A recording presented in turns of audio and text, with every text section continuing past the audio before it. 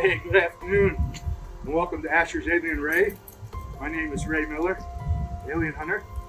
This is Asher. Couldn't do anything without Asher. Wouldn't be chasing no aliens. He's my sidekick, my bestest friend, and my chief security officer. So anyways, we're excited for season 1. There'll be 10 episodes. In episode 2, who the heck is Ray Miller, alien hunter? Well, I thought I was nuts for decades. Now I'm old. I really don't give a crap what anybody thinks. So I'm going to tell you why I know what I know and tell you why I'm doing this. Come on, let's go. Asher, let's go.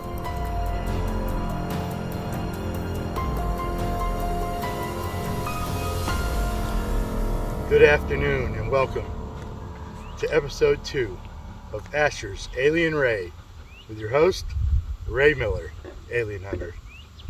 We're glad everybody enjoyed episode 1. And now, who the hell is Ray Miller? And why does he know what he knows? Well, I'm going to tell you a little bit about me, starting out where my first UFO encounter.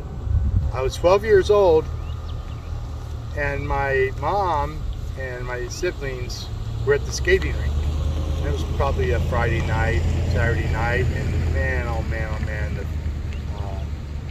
out of the blue, or out of the sky, I guess it would be, a UFO came down, and it had its lights, and everybody kind of like frozen, and you could see blurred, like a blurred glass and some movement, but you can't really see the side. And then it started moving slowly out towards the beach, and then I started running after it, and then it was gone. And most of my life I lived 6 miles from the Gulf. And you would think I'd be all about the water, but I suffered from motion sickness, which caused me a lot of issues down the road, even though there's a Dramamine. Hey, why don't you join me over here by the pier, and I'll tell you about my adventures in the Boy Scouts, and when my dad took us all to the outside the Kennedy Space Center in the old beat-up station wagon to observe a launch. So come on, let's go.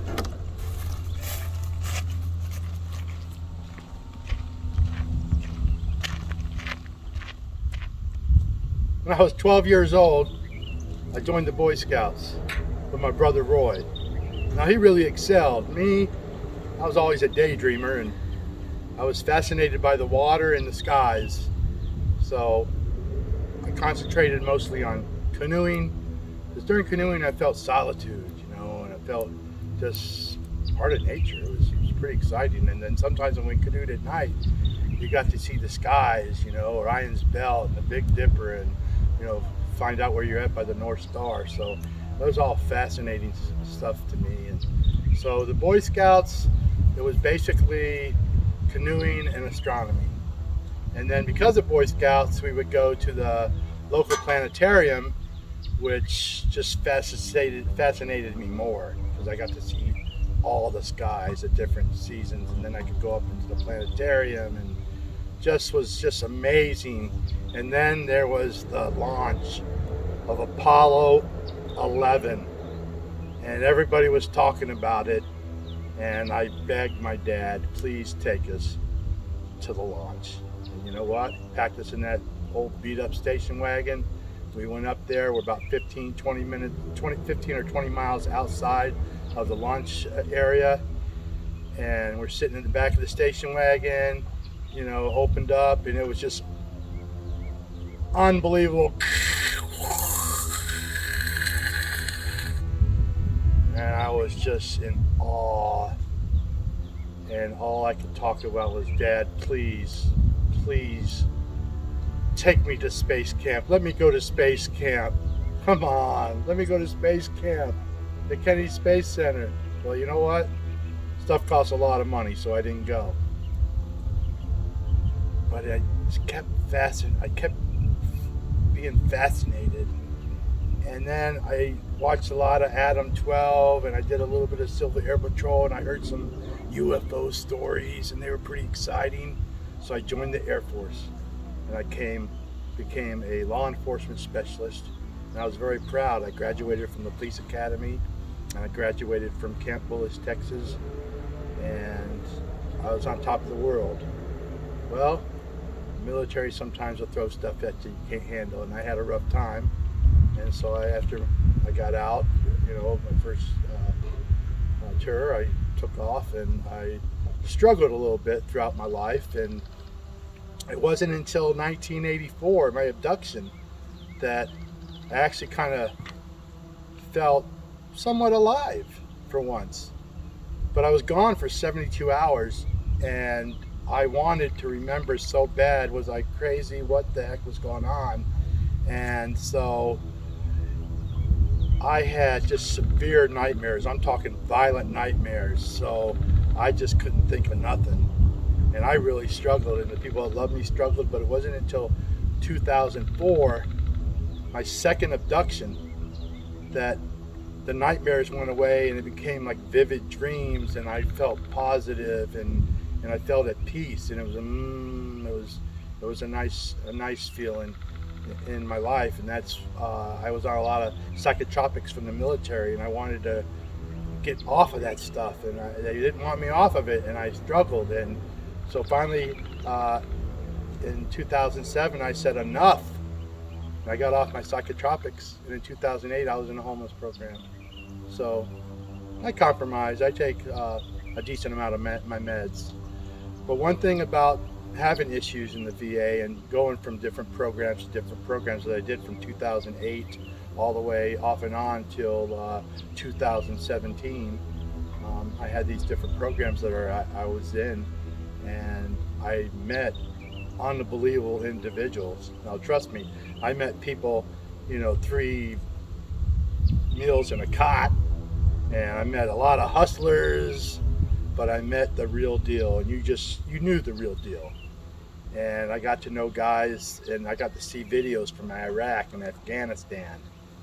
And I actually met a gentleman that said he was part of the Alien Recovery Agency, and I'm like, okay, take a step back, and but he showed me a couple videos, and I believed it. Now, after my 2004 abduction, I did reach out to some medical people to see what was wrong with me, because I definitely believed in aliens, and I still do. I believe in UFOs and the whole thing. But when I went to the therapist, and all on their report was UFO alien abduction syndrome, and all this negative stuff made me feel pretty crappy. So that's when I got into John Mack. He was a head of the psychiatric department at Harvard Medical Center, and then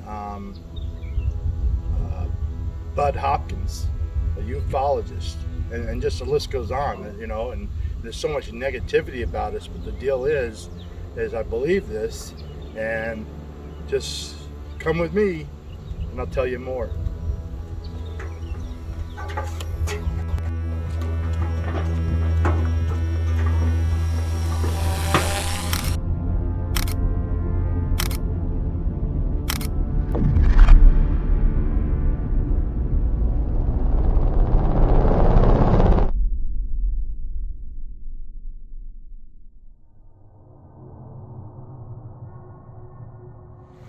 Hey, Ray Miller here with Asher.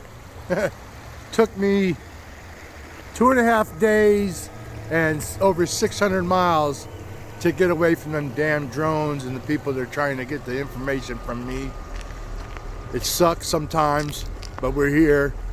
One thing I'd like to say about my 2 abductions is that the 1984 one has all the signs of being taken up into a ship.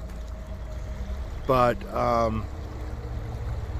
my 2004 abduction is one of the rare ones where I was in the fetal position, and I have flashbacks of that, just being safe and fluid and in the fetal position. And that, I hear, is sign of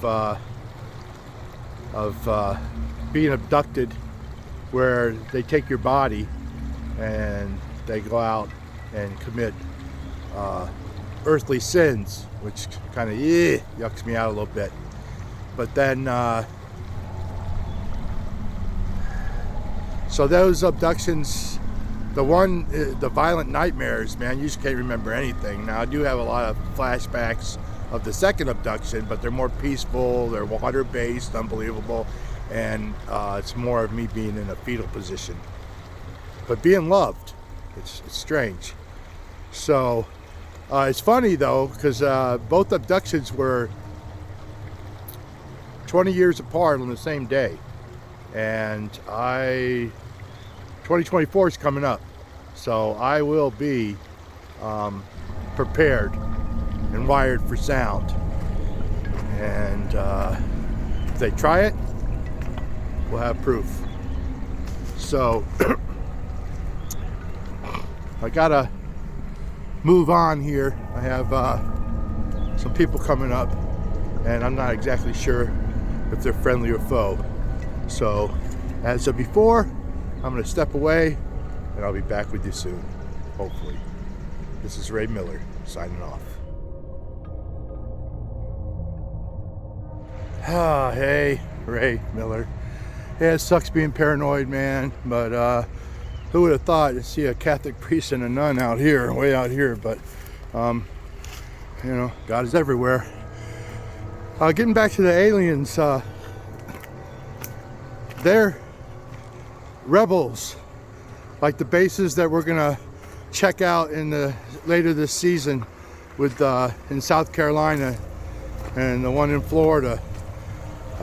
They're rebel bases, and they are either people that broke away from the treaty, got their way out of Area 51.7 with some technology they wanted to sell or do some misbehaving, or the worst, which I think I was involved in, is the ones that come down from the farthest of the galaxies through the water stations that we helped provide for the aliens, for the 749 known species.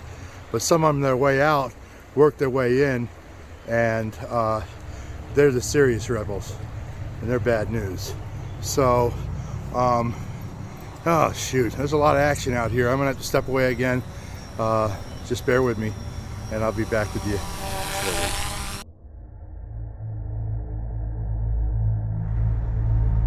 Hey, Ray Miller with Asher. Hey, it took a while, but I don't think anybody will be bothering us up here, so excited about that. Hey, yeah, it's been a rough life, you know, wooden roller coaster ride, in and out of a lot of programs in the last 9 years, but I did meet several awesome individuals that gave me the opportunity to hook up with some individuals that are actually involved in alien retrieval and alien recovery, and because of the individuals I met and the friendships that I've bonded, I occasionally get a letter or an email or a phone call or something to be in a newspaper on a certain day. Occasionally I'll get a box, and it'll have a walkie-talkie, a small walkie-talkie inside of it, and that's when I know I'm really going to be up close with the action. So speaking of action, we got a lot coming up. Asher and I would appreciate if you would like and subscribe. We'll see you then.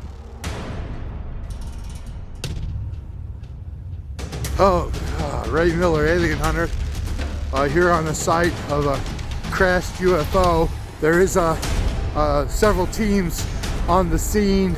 This is unbelievable.